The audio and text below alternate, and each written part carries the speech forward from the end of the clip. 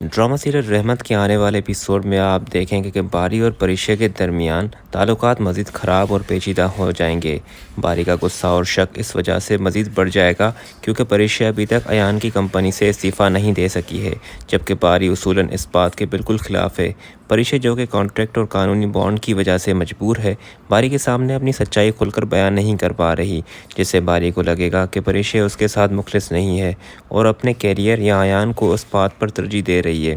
دونوں کے درمیان بات چیت بالکل ختم ہو جائے گی اور ایک ہی گھر میں رہنے کے باوجود وہ ایک دوسرے سے بالکل انجان بن جائیں گے۔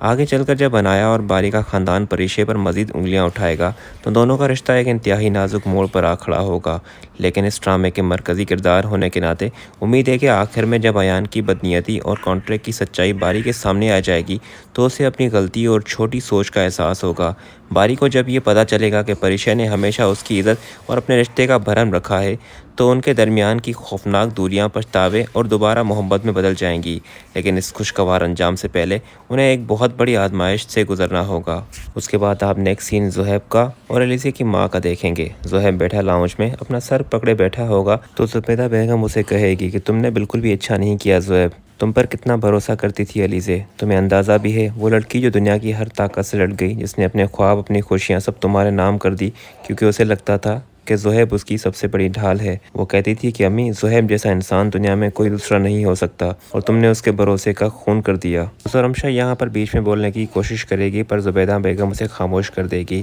کہ میں زہیب سے بات کرنے کے لیے آئی ہوں اور کسی سے بھی نہیں، اور تم تو بیچ میں نہ ہی بولو۔ اور پھر دوستوں یہاں پر وہ بات کر ہی رہے ہوں گے تو زہیب کی جو ماں ہے وہ سچ بول دے گی اور رمشا کو چپ کروا دے گی کہ اور کتنا جھوٹ بولو گی تم، ایک نہ ایک دن تو سچ زہیب کے سامنے آنا ہی ہے۔